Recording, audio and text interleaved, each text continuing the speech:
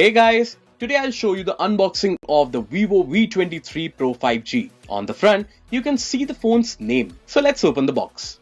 First, you can see Vivo V23 Pro 5G comes with a notch display. The phone has a 108 megapixel triple camera setup at the back with Vivo branding at the bottom left. The phone looks stunning.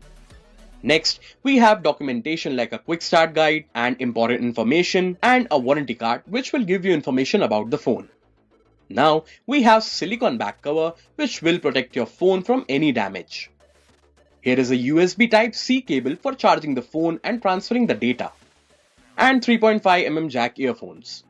Next is a 2-pin wall charger with 44 watt of fast charging facility.